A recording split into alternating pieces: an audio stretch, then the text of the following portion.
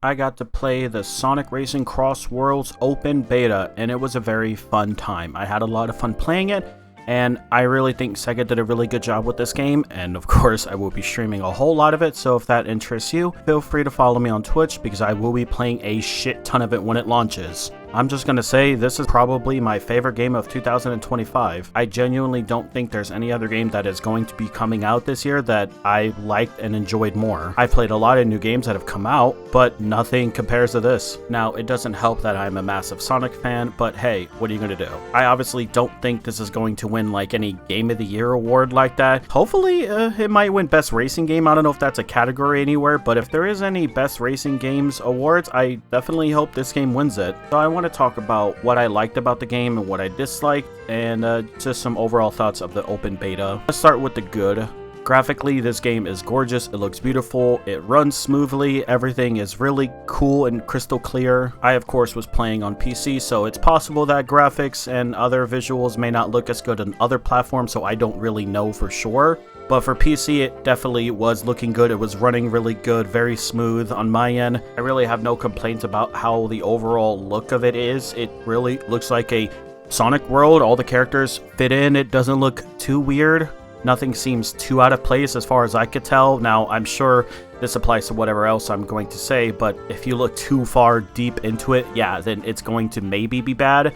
But again, I'm not going to be doing that. That's too nitpicky even for me. But yeah, I think the game looks good. I think it runs good. I think it just, overall, it is a good quality game. I obviously don't need to mention the history of quality assurance when it comes to Sonic games. But for this game, that's not a worry. Alright, items, characters, tracks, and just overall things in the game. Let's just talk about that. The overall cast and roster of this game is really nice. I always say this, anytime you have the 12 core characters from Sonic Heroes, you already have my attention, and I already will be supporting it because those are characters from Sonic Hero. Those Sonic Heroes characters is who I grew up with. I feel like no Sonic game is complete without all 12 of them at the very least. We also got Silver and Blaze in there. That's really cool. Eggman, Metal Sonic, Zaz, and Zavok. You know, whatever. Sage is playable. Of course, the Babylon Rogues are coming back for this game, and I said this on stream. It's been nearly or almost over 15 years since they were in a mainline Sonic game, which is just insane to think about. No, I'm not considering the Sonic and Mario Olympic games. I'm not considering any spin-off games or mobile games. It's been that long. I was in fucking middle school, for crying out loud. So yeah, it's really nice to see that the Babylon Rogues are in this game, and the voice actors are definitely... I don't know if they're all back, but Jet's voice actor is back as far as I can tell, and he sounds a lot better. It seems like he really did step up his game. I don't know if the voice actor has done any other roles, but he sounds great. I don't really have any problems with the voice acting in general, and it just feels so refreshing to have them come back. I just feel like Jet as a character is really underrated in my opinion, and I really love when he comes to the Sonic franchise. And yeah, I'm glad to see him here. I'm glad to see that he's getting attention. I know he got attention in the comics and other stuff, but again, mainline Sonic games, it's good to see him.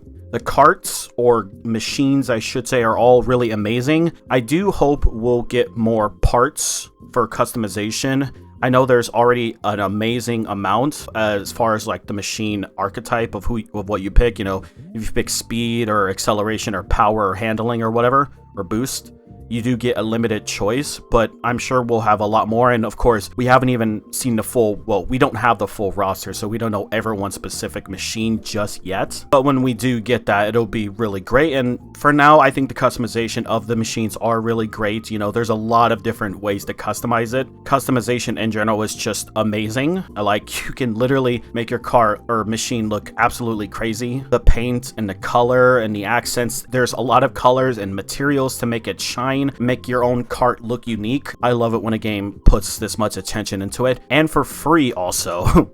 I'm sure they'll probably add more on the way, and also it's apparently confirmed, allegedly, you know, there's character skins, which I kind of had a feeling that was going to happen eventually, and honestly, I can't wait to see what they look like.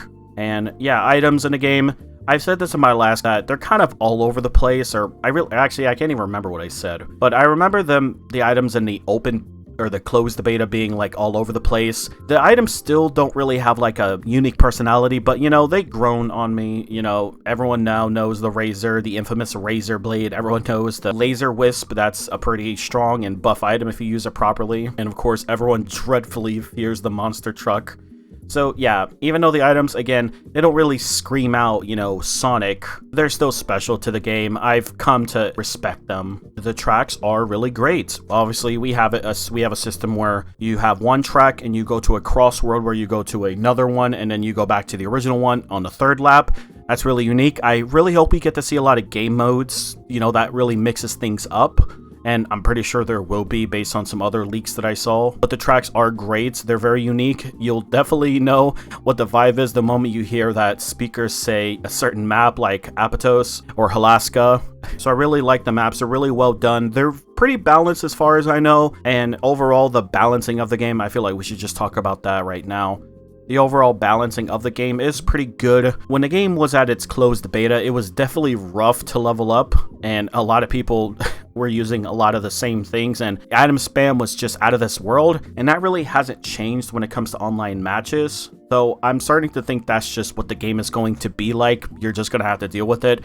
I don't really play other kart racer games. I'm not really a big fan of Mario Kart or Crash Team Racing. I've played them, and I don't really know what they're like online.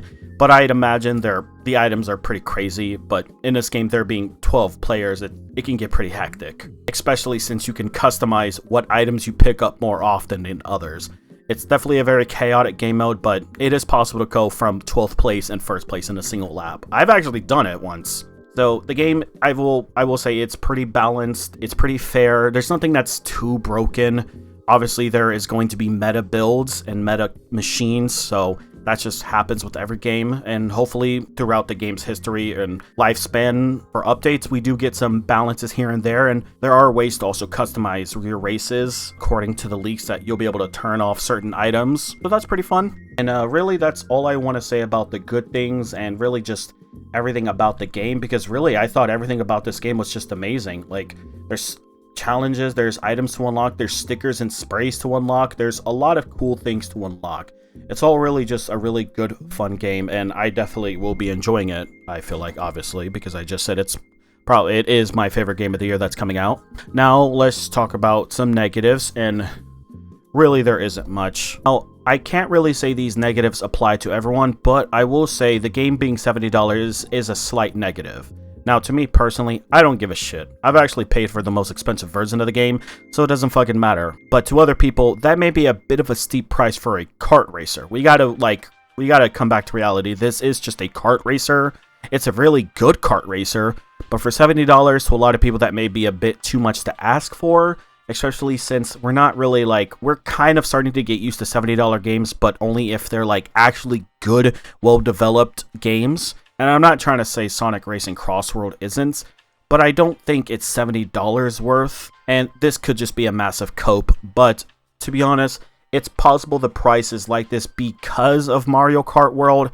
I'm not trying to start a whole war or anything. I'm not trying to point the fingers at Mario, but that game being $80 really was a big fuck you to the fans, and I don't understand why Nintendo fans especially still, bought this game and masses. Now, again, that's very hypocritical because I'm supporting a game that's $70 and it's also just a kart racer, but $80 is just fucking insane. But at the very least, there is a lot of content coming to the game. You don't have to buy the DLC, so the argument of it being a $90 game is fucking bullshit and a lie. You do not have to buy the DLC. And again, if we're going to use the $20 DLC as an argument, let's wait a few years from now when Mario Kart adds $100 worth of DLC to the fucking game like they do with every other Mario Kart in the past. I remember when Mario Kart 8 was getting its 12th DLC pack. Are we going to be... let's be serious here. Yeah, $70 may be a bit rough, but hey, it's $60 if you buy it on the Switch. Another negative, and really, it probably won't apply to the full game. It's a bit janky. I will say there are times where I flew off the track, and I don't know why. It just happened. There was times where items, were speeding me off in certain directions that I didn't want to. It's a bit janky, but It could also be because I wasn't playing the right machine for this course, but who really is at any given time. There was just some other times that I was just colliding through certain objects that I really shouldn't have. There were some times where people were just having races that just a bunch of janky stuff was going on. I don't really have any examples off the top of my head, but there was times where races just wouldn't complete because all the players couldn't get past a certain point. Players were also reporting, phasing through walls and flying off into the void under the track. That did happen a good amount of times, and also the connection issues were apparent, and I don't want to make excuses for it. So let's hope that actually gets fixed when the full game comes out. Comes out the end of this month. It should be enough time, but who really knows? It is a beta. That's what the beta is for, to test all these things. So again, no excuse there. I mean, but it is kind of an excuse based on the beta. It's just there was a lot of connection and buggy issues here and there. Minor complaint, just something I thought of. Whenever there was an event, the Joker event came out, and it was this event that made it to where all the races are now team races. And that really replaced the normal standard races, which was kind of annoying. I hope that doesn't happen in a real game. They should really let players be given the choice to compete in an event.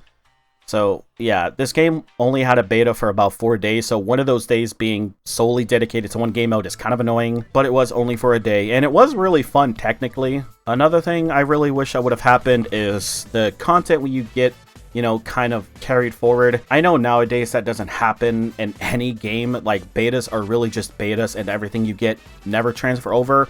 I don't know when that stopped, but I know that was a thing when I was younger. But I really wish we could have kept the stuff we grinded for. I'm not saying we should keep our rankings, but the stickers and the gears and the machines, we should definitely keep that. I don't know. Just my opinion. I said this was mainly a compliment about the customization and the options, but this could kind of also be seen as a complaint. I really hope we get more customization options, like we can get more places to put stickers and certain decal, and I think the paint is fine, but also more options to customize gears, because I know there's going to be a lot of people customizing certain gears for certain tracks.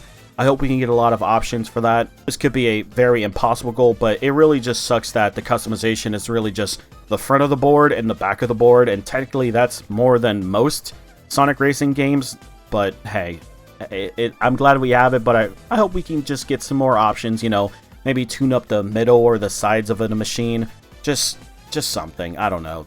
And really, I have scraped the bottom of the barrel. That's really all the things I could complain about.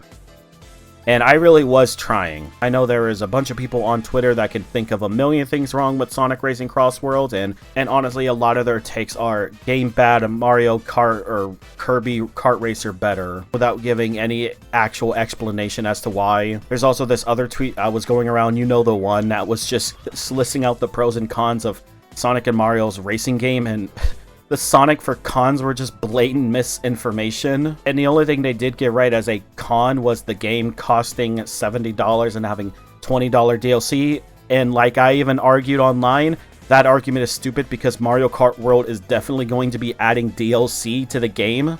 So what the fuck? Like I keep saying, if you really even think about it, you didn't have to pay $80 to play this game. You actually had to pay over $500 or $500. Because how are you going to play this game without buying a $500 console? It's only exclusive to the Switch too. And Sonic Racing is on all platforms with crossplay. So yeah, Sonic Twitter in of itself is a whole other video discussion that I could talk about, and it's very pathetic to see these people act like this. Just these people who are quote-unquote Sonic fans just really don't like Sonic. And I know there's the meme about the Sonic fans not liking their own game, but man, is it true. But yes, Sonic Racing CrossWorlds is coming out September 25th. I wish I was being paid to sponsor and blaze this video game, but I'm not. I think it's an amazing game. I'm going to have a lot of fun with it, and I'm going to stream a lot of it. And if that interests you, like I said, again, please follow me on Twitch. But yeah, that's all I want to talk about today. Everyone, you have a great rest of your day. And there is only one cake.